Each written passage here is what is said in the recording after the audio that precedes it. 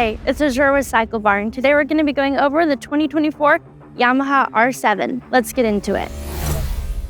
If you love the R6 and are a fan of the aggressive R styling, want an affordable race-ready bike, this R7 has a 689cc cross-plane parallel twin engine making 72 horsepower. One fun thing I didn't even know was that they first released it in Japan in 1999 and discontinued it in 2000. The R7 was first released in the States in 2021 with the 2022 model to replace the highly coveted R6. One of the biggest differences between this and the R6 is that this is a 2-cylinder instead of a 4-cylinder.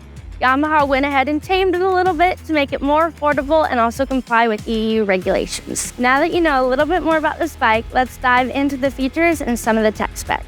This R7 is designed with an inverted front fork and a monocross rear shock, digital LCD instrumentation, adaptive LED headlight. It's also equipped with a Brembo master cylinder. Something new on this platform is going to be the advanced assist and slipper clutch, which makes it easier to downshift and also helps with engine braking. Let's see if this R7 is short rider friendly. This bike has a 32.9-inch seat height. I'm 5'3". It's a good thing I did ballet because I am on my tippy toes. You can make it happen. If you're short, you might want a lowering kit.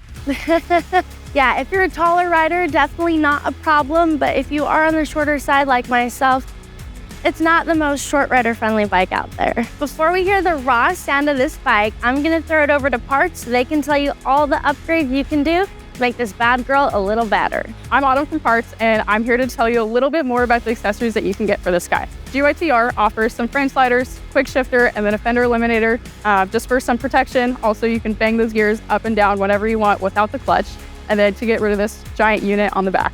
We're gonna bring her outside now, just so you guys can hear how she sounds.